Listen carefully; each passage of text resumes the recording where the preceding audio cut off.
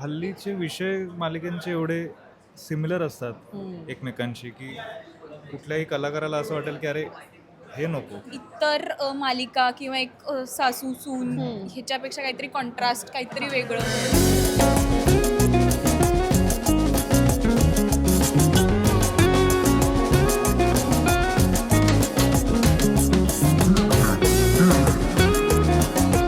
नमस्कार, मी मानसी सावंत आणि अभिजात मराठी फिल्मीमध्ये तुम्हा सगळ्यांचं मनापासून स्वागत. स्टार प्रवाह वाहिनीवर बाई तुझा आशीर्वाद ही मालिका आता लवकरच प्रेक्षकांच्या भेटीला येणार आहे आणि या मालिकेमधील डेफिनेटली गोड जोडी आता ती लवकरच होणार आहे प्रेक्षकांची, तर त्यांना आपण भेटतो आहोत. तर मला तुमच्यासोबत छान गप्पा मारायच्या आहेत. मला सांगा, तुमच्या दोघांचाही हा पहिलाच अनुभव आहे मालिकेतला आणि तुम्ही दोघांनी थिएटर केलं आहे. तर काय सांगाल या प्रोसेसबद्दल? कारण युजली थिएटर करणारे लगेच सहमत होत नाहीत मालिकेत येण्यासाठी, त्यांना ते करायचंच असतं. तर काय सांगाल? म्हणजे पहिला अर्थात बाई तुझा आशीर्वाद. उत्तर मला माहिती आहे त्यामुळे सांग. अक्षता. अ, पहिला अनुभव माझा कलाक्षेत्रामध्ये नृत्यामधून आला, कारण मी कथ्थक केलं आहे, कथ्थक विशारद आहे मी. आणि त्यानंतर मी थिएटर सुरू केलं, एकांकिका स्पर्धा केला. एकांकिका स्पर्धा करताना मजा यायला लागली आणि मग नंतर ठरवलं की आता हेच करिअर करायचं आहे. पण एकांकिका करताना ना एक स्टोरी जी असायची ना ती खूप सुंदर असायची. ज्या मी केल्या आहेत, स्टार म्हणा, गुड बाय के 70 ह्या स्टोरीज खूप सुंदर होत्या आणि ज्या लेवलला त्या होत्या ना, त्या लेवलचं कामच करायचं असं होतं. कारण की एकदा आपण छान काम केलं ना, त्याच्यानंतर आपण थोडं असं काम नाही करू शकत. तर जेव्हा मग ठरवलं की आता आपण आता मालिका किंवा कॅमेऱ्यावरती आपण आता काम करू शकतो, आपण तेवढे प्रिपेअर झालो आहोत, आपण ॲक्टिंग थोडी बहुत आपल्याला समजायला लागली आहे, थोडं गणित कळायला लागलं आहे. तेव्हा जेव्हा ठरवलं आणि जेव्हा विनोद सरांचा फोन आला आणि विनोद सरांनी विनोद सरांना भेटून स्टोरी समजली, तेव्हा पहिला मुद्दा होता की स्टोरी काय आहे. स्टोरी जेव्हा ऐकली तेव्हा प्रचंड आवडली, कारण की वेगळी स्टोरी होती. इतर मालिका किंवा एक सासू-सून ह्याच्यापेक्षा काहीतरी कॉन्ट्रास्ट, काहीतरी वेगळं जे मिळालं ते खूप सुंदर होतं. त्यामुळे सिरियल आत्ता करू शकते किंवा ही सिरियल स्टार प्रवाह ह्या चॅनलवरती असणार आहे हे भाग्य. त्यात लीड रोल ते अजून भाग्य. सो अशी मालिकेची सुरुवात झाली थिएटर नंतर. येस, अर्णव म्हणजे धनराज या हो, मालिकेत. बरोबर. मला तसं वाटलं सहज शक्य आहे, कारण काय आहे की हल्लीचे विषय मालिकांचे एवढे सिमिलर असतात एकमेकांशी की कुठल्याही कलाकाराला असं वाटेल की अरे हे नको, बाकी काही चालेल. पण फॉर्च्युनेटली ह्या मालिकेचा विषय वेगळा आहे. ह्या मालिकेचे दिग्दर्शक विनोद लवेकर ह्यांची दिग्दर्शनाची स्टाईल वेगळी आहे.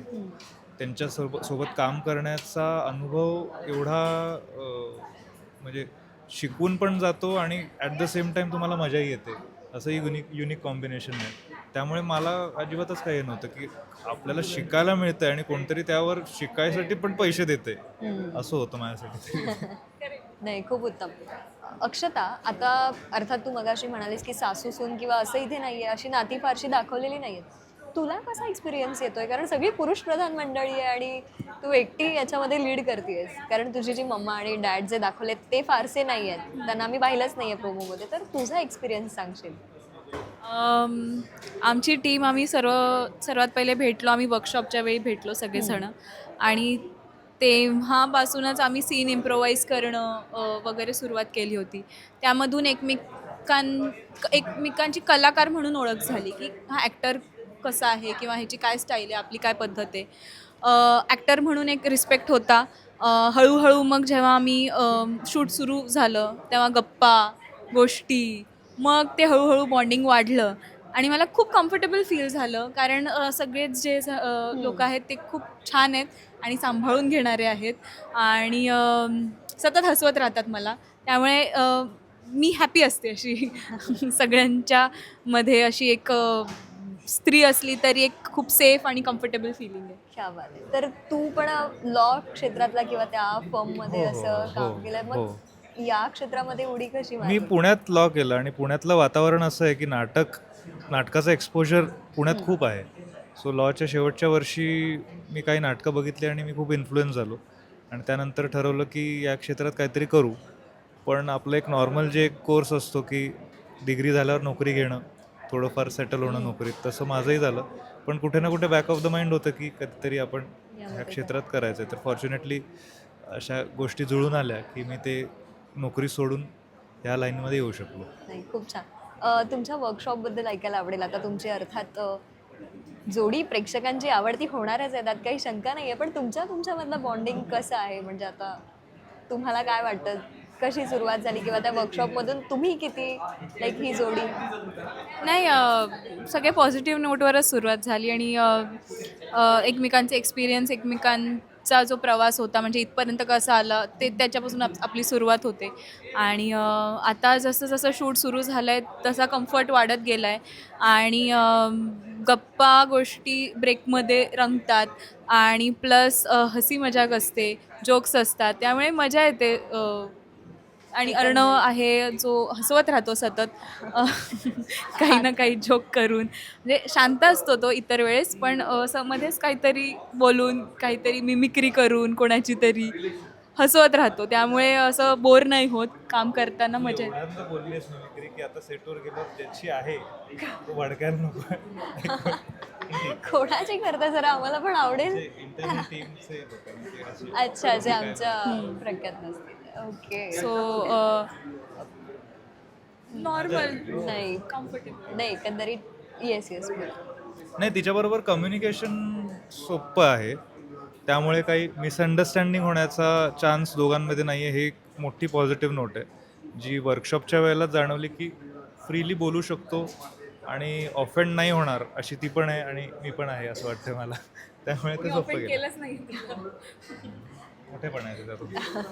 हां. नाही, खूप उत्तम. आता तुम्ही प्रेक्षकांना सांगा ही मालिका कधी बघायला मिळेल आणि काय? 27 एप्रिलपासून दररोज रात्री 10 वाजता ह्या 4 भावांची गोष्ट तुमच्यासमोर येणार आहे. त्याच्यामध्ये मी ॲज अवनी म्हणजेच मिसेस धनराज दांगट म्हणून येणार आहे. आणि मग काय गंमत घडते आणि त्या घराला एक स्त्री नसलेल्या घरात स्त्री आल्यावर काय एक वेगळेपण घडतं, घराला घरपण कसं मिळतं, ती एक अस्ताव्यस्तपणा तो असा एक नीट कसा होतो ते बघायला मिळणार. एक युनिक वेगळा कॉन्सेप्ट आहे. सो आणि स्टार प्रवाह आपलं आवडतं चॅनल आहे, त्यामुळे नक्की बघा. Yes, definitely. येस धनराज. ती म्हणाली तेच सगळं आणि अजूनही की ह्यात पुरुष मंडळी बघतील असं पण भरपूर काही आहे की बघ, ह्यात फक्त रडगाणं म्हणजे रडगाणं तर ॲक्च्युली नाहीच आहे, पण कॉमेडी, ड्रामा, सगळा मसाला असा मिक्स आहे. फाईट आहे, काही चेस सिक्वेन्स आहे, त्यामुळे आपण जे पिक्चरमध्ये एब्स अँड फ्लोज जे असतात की एकच स्टोन नाही आहे. कधीतरी आपण हसतोय, कधीतरी आपण सिरियस पण होतोय की अरे नाही, काहीतरी Varieties या लोकांचा आहेत. प्रॉब्लेम आहे, पण त्या प्रॉब्लेममध्ये पण ही लोक काहीतरी हसत खेळत काहीतरी पंच काढत असतात. तर तसं सगळं गंमत आहे. खूप खूप छान. आणि तुम्हा दोघांनाही खूप खूप शुभेच्छा. आणि तुमची मालिका अर्थात प्रत्येक प्रेक्षकाला आवडो आणि हीच सदिच्छा. धन्यवाद. धन्यवाद. थँक्यू.